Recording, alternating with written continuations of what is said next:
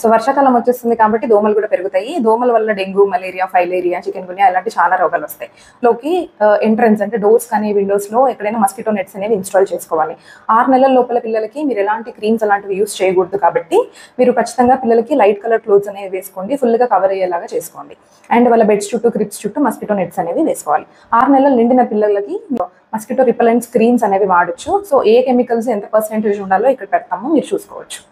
Okay. And ఈ క్రీమ్స్ని మాత్రం మీరు ఓన్లీ ఎక్స్పోజ్డ్ ఏరియాస్లో పుయ్యాలి. అండ్ పిల్లల చేతులు నోట్లో పెట్టుకునే చోట, మూతి చుట్టూ, కళ్ళ చుట్టూ లేదా ఎక్కడైనా గాయాలైన చోట ఈ క్రీమ్స్ మాత్రం అసలు మీరు పెట్టుకోకూడదు.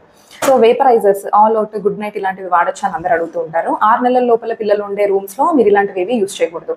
6 months దాటిన పిల్లలు ఉండే రూమ్స్లో మీరు అట్లీస్ట్ వాళ్ళు ఎంటర్ అయ్యే ఒక ½ hour ముందు వీటిని ఆఫ్ చేసుకోవాలి. అలాగే ఇవి మీరు ఆన్ చేసుకున్న రూమ్లో వెంటిలేషన్ బాగుండాలి. అంటే విండోస్, డోర్స్లో నుంచి ఫ్యూమ్స్ అనేవి బయటికి వెళ్ళిపోవాలి. పిల్లలు పడుకున్న తర్వాత వీటిని ఆన్ చేయకూడదు, వాటి వల్ల ఇన్హలేషన్ ఇంజురీస్ అనేవి జరుగుతాయి.